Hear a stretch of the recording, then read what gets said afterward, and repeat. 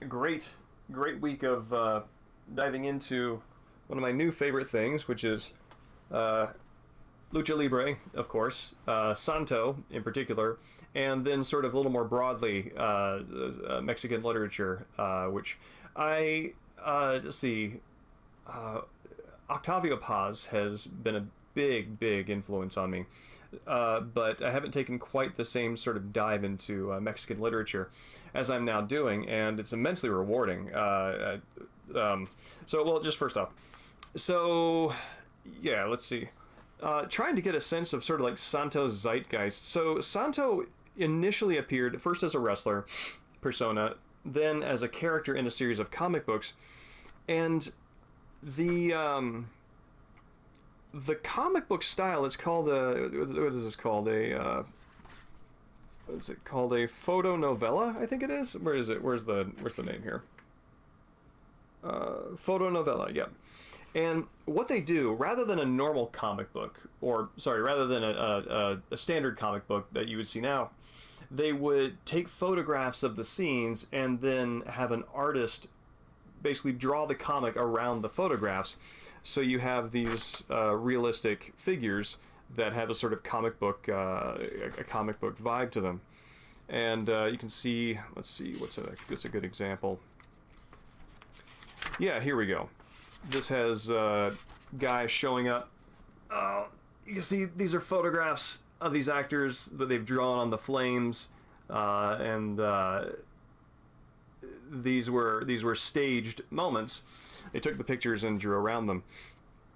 And Santo, of course, stands out quite well visually in these. I think because the fact that his mask is silver. He's like never wearing a shirt, so that stands out like really harshly against the black shadowy backgrounds. But that's really interesting. I'm actually really interested in this style to see more of it. Evening, Dustin. I picked this up, which was a recent release. I think last February. Promises of Gold by Jose Olivares. There we go. And I was drawn instantly to it because I recognized the mask of Huracan Ramirez. I was like, oh, buddy, I think this might be what I'm looking for at this point in this obsession. And it is. Olivares' work is very good. He has a style that is deceptively casual and is capable of arriving at insights, not necessarily wisdoms, though they have wisdom in them, but insights into a moment, into a relationship, into relationships generally. And they arrive there deceptively. It feels very casual and very normal, and then it gets to this really great place. So I recommend that. Promises of Gold, Promises de Oro.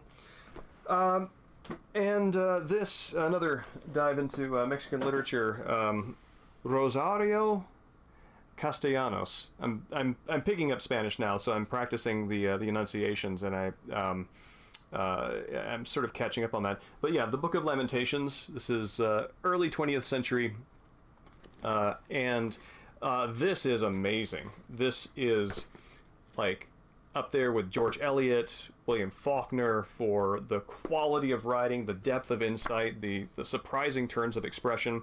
I cannot recommend this highly enough. Book of Lamentations, the Rosario Castellanos. And so that's the reading. And also, evening, Phoenicia. It's good to see you again. Well, I don't know. It would be very difficult to bring that lawsuit over to Japan. Although I guess it's Bethesda published, so there might be some American law there. But I'm actually not familiar with Thomas Pynchon's work outside of people telling me about Thomas Pynchon's work, so I don't quite know what you're talking about. I would super be interested to know how his stuff intersects with this. Where's my mouse? There we go. So yeah, quick pregame show. So I want to share with you another El Santo movie, highlights from it. Santo versus the Grave Robbers, which I think it is very easy to look at these movies and to kind of smile and smirk and kind of like feel very sort of MST3K, I'm smarter than this material and can therefore make fun of it, sort of, and this coming from somebody who loves MST3K. Evening, Dan. It's good to see you. Yeah, I'm always up for sharing books that I'm reading so I can talk about them with somebody, because not being in an academic environment, I really don't have that many opportunities. But yeah, these movies are highly imaginative, and they do things with narrative structures that are very that are novel, that do not follow the sort of oh, I forget the guy's name. He wrote this really great book on screenplay writing, and he's a very big person in Hollywood. The book is great, but I don't necessarily think that all stories need to follow that pattern, and these movies break from it. But yeah, so this is Profanadores de Tumbas, Los Traficantes de la Muerte. So that's profaners of tombs and the traffickers of death. Oh, I see. Cool, thank you. I know so little about Thomas Pynchon that I didn't know that he had a novel named V, so there's always more for me to learn, even about things, almost especially about things that everybody else knows about. But yeah, so let's take a quick look at what this brings. Klonoa has a pretty harsh difficulty spike near the end. Yeah, you're gonna feel accomplished when you beat it. So I look forward to knowing what your final thought on that is. So, but yeah, so this is Profanadores de Tumbas, Los Traficantes de la Muerte is a much more robust title than the English version, which is Santo versus the Grave Robbers. But true to that title's name, oh yes, it gives you this. This is actually a very interesting version of the this story is made up boilerplate, which I think, again, I'm just starting this journey into Spanish. I think it's saying something to the effect of, this is a fantastic scenario that takes place in no time at no place. Just sort of essentially, it's washing its hands of any sort of like buddy pointing at it and saying that is about me, or I take issue with that. But it does so in a way that that actually loosens it from history in a way, and I think that's very interesting. Evening, Ark. It's good to see you. And but true to form, it opens with grave robbing, so the title delivers. It's right there at the start, and it also, unlike the last Santo movie that we looked at, where it was almost like another movie that Santo was happening to, this movie starts with Santo right away. Oh yes, they're grave robbing for corpses so they can do things. Science bad, etc. Let me see here. Let me see if I can open up comments real quick. Oh yeah, many of them do. Start with that. And it's. I'm actually really curious to know if there was ever an exception where somebody looked at these science fiction horror plots and took issue with it on those grounds. But so yeah, so they're doing nefarious things. Santo is, of course, reading about this in the newspaper. Santo is on call as a support to the police, and goes over to his library, and he has books on all of these things. If you have watched many others of the Santo movies, you will know that all of these are these relate to episodes in his exploits. So he has reason to know about them and keep an article. It has actually sent, I mean, you're going to see there's some disguising going on. So Santo goes over to his library, picks it up, but he's interrupted by somebody ringing his doorbell with a surprise gift. Who could this be? So this guy gives him a lamp, and this lamp appears to be made out of human skin. It is cursed, of course. The decorations on the side are of people in varying torments. And when Santo turns it on, it emits this high-pitched whine that incapacitates him, and he spends quite some time writhing. As he is writhing and sort of losing his bearings, you get to see the lamp, which has amid all of this, a human heart in the center. We frequently get zoom-ins on the heart. As this scene unfolds, the heart begins to bleed. So yes, it is the it's the cursed hell lamp. So it is a cursed hell lamp that shows up without any real context, that then goes hard, just like dials it up to 11, right? Incapacitates our hero, begins bleeding, is screaming, and this is a level of bombast that I greatly enjoy. I think this is awesome. I think this is amazing. And there is the sort of Igor of the grave robbing troupe is hiding out in the curtains in Santo's home. I think the plan here... Oh, I should also say that because I'm just learning Spanish, I actually I can only watch this on VHS, so I actually don't know what the dialogue says in many cases. I had to sort of go back and re-listen to things and sort of piece things together as in conjunction with what I've learned. So I don't 100% know what this movie says. But you can follow it, right? And that's one of the things that is really good about it, is that you can follow what's going on even if you don't know entirely everything they're saying. But yes, this is the Igor of the group. He is hiding out.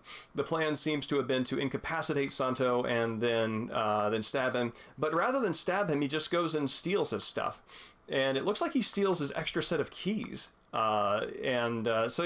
I think maybe the dialogue would help a little bit with that. But all I know is that, and Igor gets whacked over the head with a horse crop later for doing a bad job and botching it. Probably he was supposed to have killed Santo, and then settled for the silver medal. But Santo heroically goes over and inspects it. It's just like looking straight into the maw of the lamp of hell, and also an incandescent light bulb. And so then he, does what anybody should do. If this is actually really easily defeated, he just unplugs it, and there you go. So yeah, Santo defeats the cursed bleeding lamp that opened his entrance into the movie in a very big way. Let's see.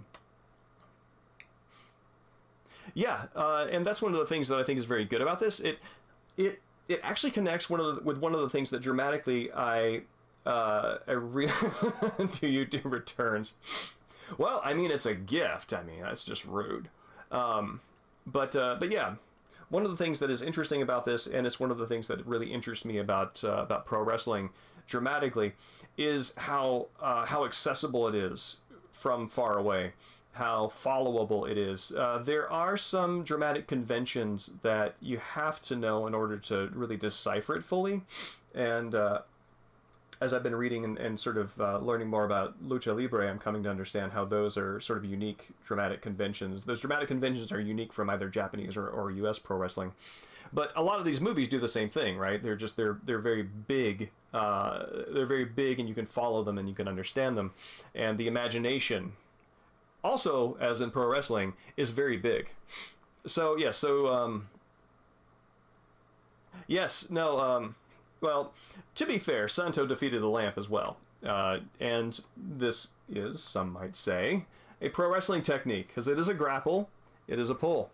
But yes, Santo is, he's on the case. The grave robbing is not just a matter of public news, it is now personal. And he goes out to his car, hops into the Santo mobile, and zooms away. So then we cut to something that is another feature of many of these movies. And I think this speaks to some of the entertainment demands of the time.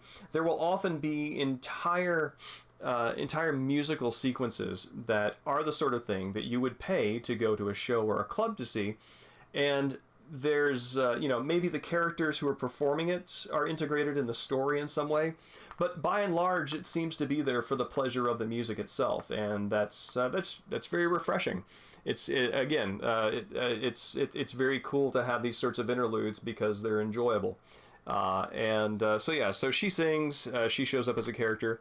These guys show up, and I tried using, I think Shazam is the app, to identify the song that they're playing, and it's coming up with nothing. I would love to know, because the musical intro to this, the acoustic guitar work is really lovely. But so then, of course, we go to wrestling. So again, many things that we were watching the entirety of for the pleasure of it. So club singer, club musicians, wrestling. And then we get to one of the things that is very interesting where it just cuts to this placard where we go into the second episode, and this is where I guess the dealers in death begin to come into their own. And like, there's a subplot here of these merchants who sell everyday items that are cursed. I think they might be supplied by the grave robbers, since the grave robbers were the ones who gave Santo the cursed lamp. However, it is entirely possible that the grave robbers got the cursed lamp from the Traficantes de la Muerte. So I don't really know what the relationship here is, but either way, the Traficantes get their own time. Thank you, Ark. I appreciate that. Let's see. So yeah, so I'm not sure what the relationship here is, but there is one. And this happens again. We go to the cursed objects another time, and there is another placard for it to let us know that we're going into the sub story. And so it intersects only indirectly with the grave robbing, and I think it's very interesting that they give it its own time, because I presume that thread is solved by the conclusion of this. So here we have our cursed wares guy on the left. Clearly, that is not just reading you to see if he can get you, he can upsell you, but how savvy you are on the cursedness of the thing you're looking at. So cursed pottery. Here he is selling a cursed violin, and that oh no, that's way too much text. That's way too much text for something I'm way uninterested in. Let us, how do I, does anybody here have mod capacities? Because I would like that to go away, and I don't know how to do that in, there we go. Goodbye. Cool. Now how do I get rid of this business here? Alright, cool. Alright, rad. Anyway, so let's get back to this. Selling a cursed violin. This cursed violin shows back up in due time, and it keeps returning to this shot, which is really interesting framing. And I like that they. I like this. The balance and the breakup is really interesting, especially how it's sort of framed by that curve. So then we get back to grave robbing, because the title isn't screwing around. And this old vagabond wanders onto the side. Here's your MGS3 costume disguise, and who else is it but Santo? And they go into a brawl, of course. And one of the things that is really great, the fight sequence is really cool. The camera can look back at, can get a bigger view of the environment rather than just an interior set or a wrestling ring. And we also get a lot of tried and true lucha moments. This shows up fairly often, where your Technico, who is your good guy, is getting ganged up on by a couple of rudos. And so here we have Santo, his arms pinned behind him, the other guy going, boom, get him in the gut. And then he rears back for another hit. Santo ducks out of the way, and he clocks his own partner. And that shows up fairly often, especially whenever there's like a whip throw sort of run in the ring. It's very cool. Yes, Santo knows the CQC. But then we're back to cursed wares. This guy's playing his violin quite happily, but something is amiss. It is concerning. This guy looks like Jeff Goldblum to me. The violin wrenches itself out of his hands, begins pirouetting on the floor, and then it's hard to tell the momentum of this based on the still frame, but begins menacing him. It is currently angled toward him and sliding toward him aggressively. It is binding him with its strings, as you can see him struggling here. The strings are wrapping themselves around his neck, and he is struggling to breathe and to fight it off. Eventually, he undoes it. Apparently, there's a timer on this thing. Once your curse is activated, I guess it's like pulling a pin on a grenade. And then it just blows up. Here you can see the flames, and then the full-on explosion. And this is jumping ahead. Then and this is the end of that sequence. The cursed violin arc has come to close. These characters are never seen again. And again, I think this is awesome. This is, in a movie context, this is something that I like about Japanese game development, where there will be a mini game or some sort of subsection of a game that they give a great deal of development attention to, more so than you would expect.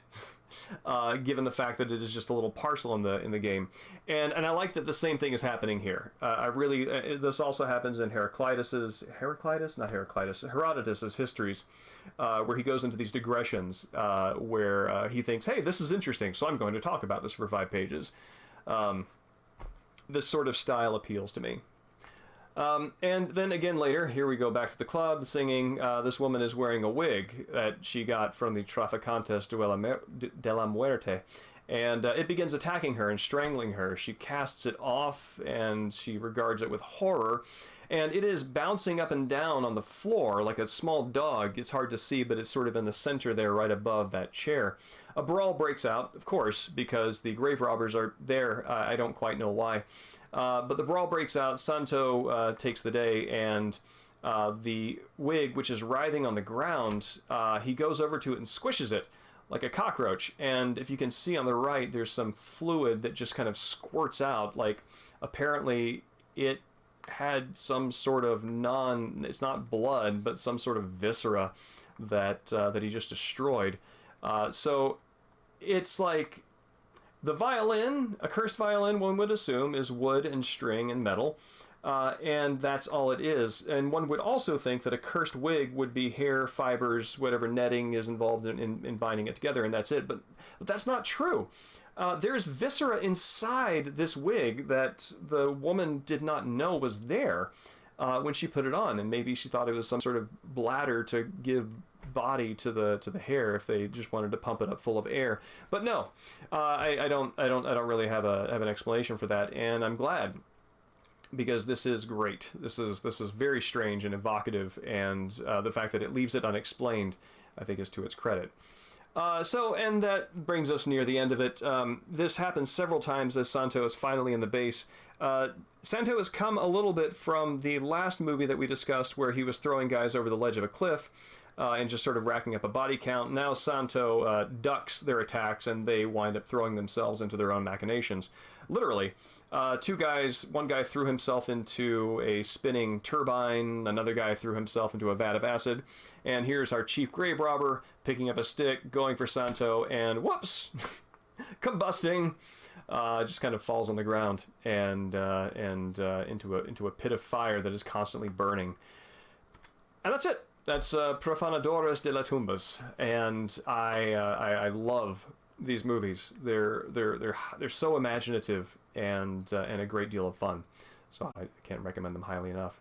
But that is our pregame show, and now we are ready to get to Hi-Fi Rush.